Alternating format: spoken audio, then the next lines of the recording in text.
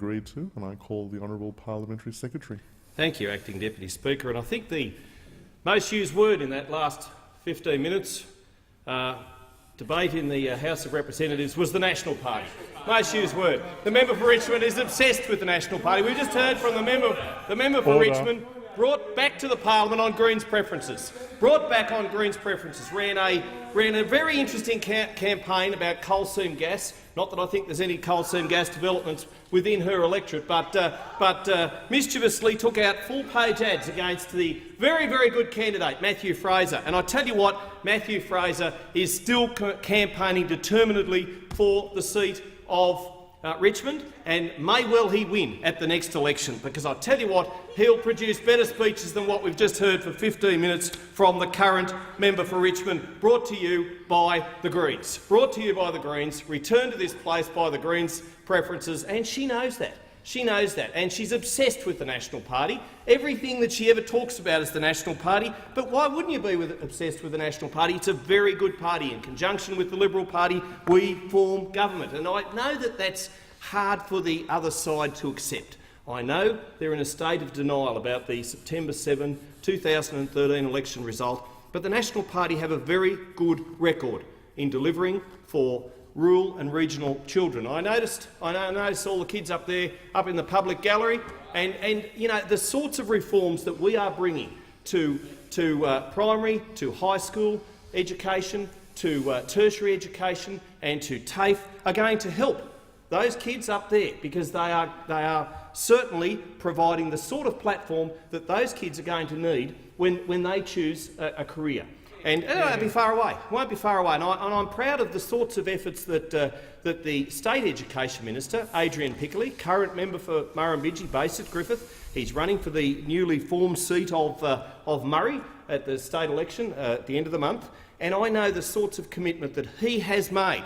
He's a father of 2 young children. He understands the unique challenges that country kids face, but all the sorts of things that New South Wales kids need, whether they are country-based or whether they are in Sydney, Newcastle or Wollongong, the sorts of things that they need to help them to get better marks, to get a better education, the best education, I would say, and certainly to put them on the path to a bright future with a great career. Now, this legislation outlines our commitment to ensuring we have a high-quality education and training system, and demonstrates the lengths the government will go to in order to crack down on unscrupulous vocational education and training providers and improve the quality of training. And I heard the member for Richmond talk about unscrupulous vocational education and training providers, and on that score, she is right. She is absolutely right.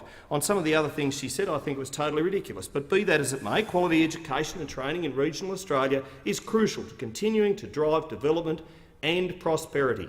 This bill will enable the Australian government to create new quality standards in order to quickly address any problems with providers and courses. That's important. This bill will require any provider who is marketing a VET course to clearly identify which registered training organisation who is marketing a course to clearly identify which registered RTO is providing the qualification. It will extend the registration period for RTOs from 5 to 7 years to enable the Australian Skills Quality Authority, the national training regulator, to focus its attention upon investigating and taking action to crack down on poor quality providers. This government is absolutely serious, absolutely committed about taking strong action against training providers who are taking advantage of vulnerable students, because we are serious about giving students the very best opportunity to attain a trade of the highest quality and open doors for job prospects on completion. Not every school leaver wants to go to university and obtain a tertiary degree, and many of them want to go to a college of technical and further education. And I've always argued, as my predecessor did, that a TAFE diploma is every bit as important, is every bit as good as a tertiary degree. Every bit as important. The vet sector, and I hear the member for Chifley acknowledging that, and I know in his electorate the work he doesn't beat up on the National Party all the time, but and occasionally he acknowledges the great work that this government is doing. It's a pity his colleague, the member for Richmond, can't see in her heart to do the same. The vet sector requires strong quality assurance in order for the system to deliver high-quality training outcomes for students, which this which this bill is better seeking to enable, but also importantly to ensure that qualifications a student achieves are a reliable measure for employers of the skills and knowledge they have attained, regardless of where they are trained. Were trained. Currently, making new standards to address quality issues can take up to a year. As a result of the measures in this bill addressing specific concerns or issues can be resolved in a matter of weeks, which is particularly beneficial for students, but also local industry and business needs. And this government is all about making it easier for business. The bill also includes simple measures to ensure students understand which registered training organisation they are signing up for under their chosen qualification. It's absolutely unacceptable that training organisations are allowed to offer cash rebates and technological incentives to students in order to increase student numbers.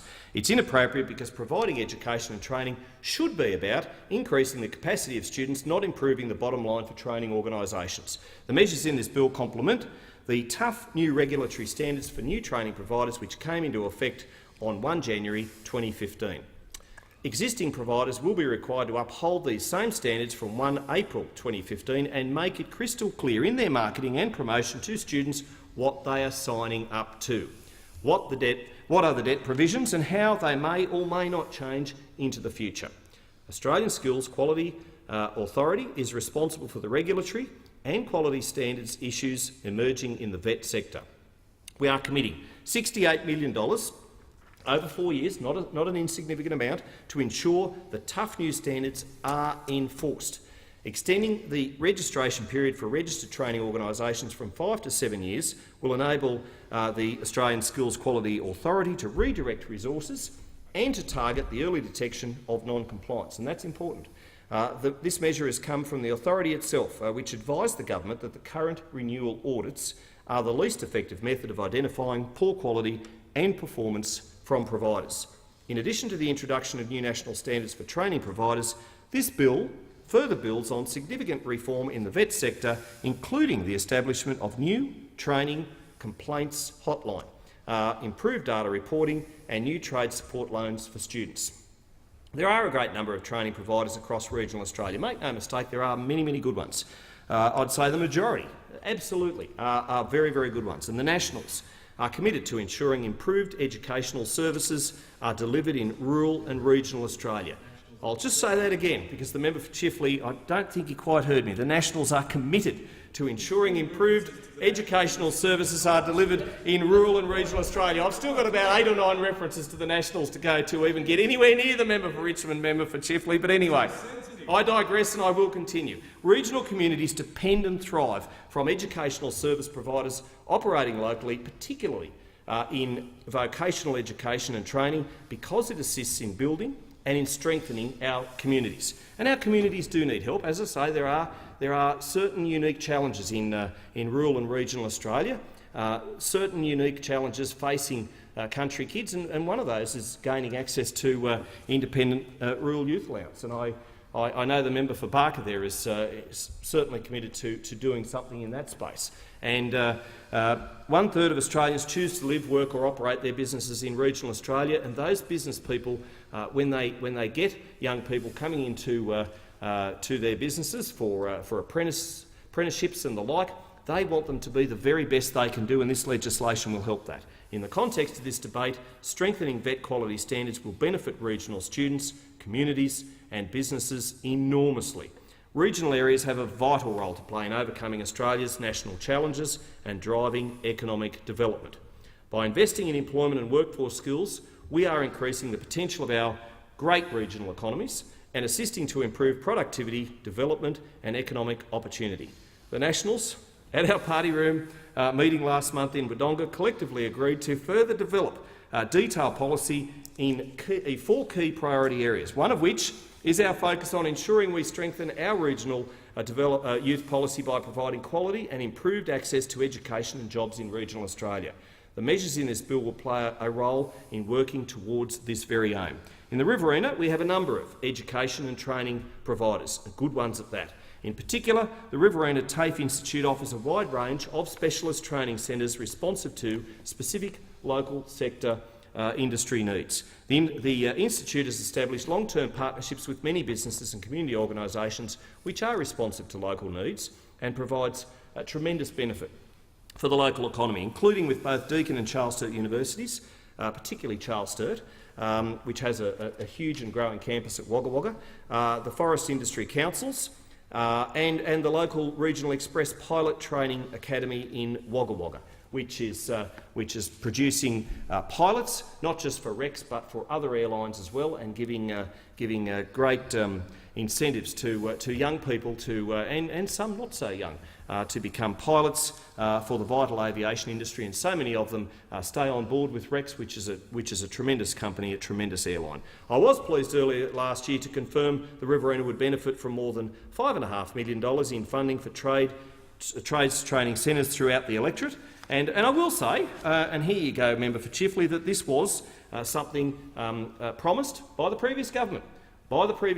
And being now delivered by the coalition government. But I will acknowledge the previous government for its initiative in this space. The schools which will benefit in the Riverina are Ardlethan Central School, $2,845,000 to establish the Riverina Access Partnership of Schools Trade Training Centre with Area Park and Barellan Central Schools to provide Certificate 1 in Agri-Food Operations, Certificate 2 in Agriculture, Certificate 2 in Construction Pathways, Certificate 2 in Engineering and Certificate 2 in Hospitality.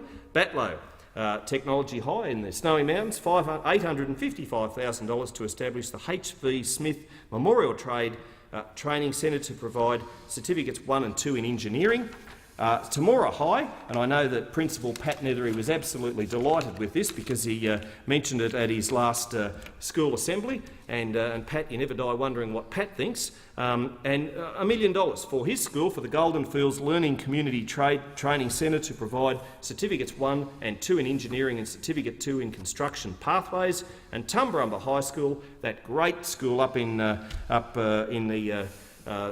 foothills of the Snowy Mountains, $1 million for a centre to provide Certificate 1 in Manufacturing and Certificate 2 in Engineering. And I know how David Crowley, the principal there, was also absolutely delighted that that money was going to be made possible by the coalition.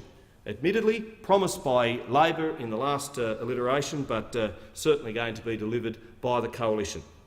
Now, as I say, these 6 schools in the Riverina are going to benefit from that, but not the schools. It'll be the kids at those schools. It'll be the teachers at those schools, and it will be the children from those schools who will, some of them will leave the area, but many of them will stay because of the great benefits of country living, and they will provide, the sort of the chefs, the electricians, the painters, the construction workers, the people who are going to work in agri-businesses, in food processing, and who knows what they might achieve, but they will achieve it because of the possibilities of this funding and the possibilities that are being provided by the coalition in investing in their future, investing in these 4 trade training centres, and that's so very good.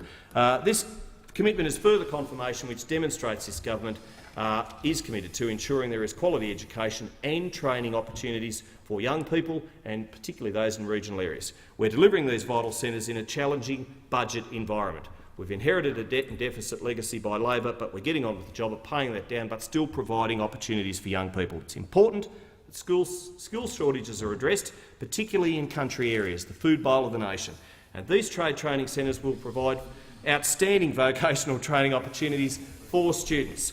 This government, this National Liberals government, can be proud of the reforms being undertaken and implemented across the vocational education and training sector. The new registered training organisations' quality standards strengthen industry engagement, increase requirements for trainers and assessors to improve the quality of training and assessment, and increase transparency of information to students. We will continue to crack down on inducements, dodgy marketing practices, and importantly ensure that training organisations exhibit a greater duty of care when signing up students to incur a loan. There is still much more to undertake. We appreciate that, and the government is looking at further reform, in particular to put an end to the abuse of vet fee help and misuse by providers. The Assistant Minister for Education is doing a good job, might I say, appreciates there is further work to be done, and he's indicated a comprehensive approach to reforming vet fee help to end the rorting of the current system established by the previous government. At the end of the day, we want to enable students to gain the very best qualifications to meet the challenges of a modernised world, to strengthen our communities and ensure the regions gain from the expertise in the employment sector. We are committed to ensuring we have a vocational education and training system which places students front and centre and provides opportunity to attain a qualification of the highest quality standard, and the National Party will help achieve that. Thank you, Acting Speaker. The immediate question is that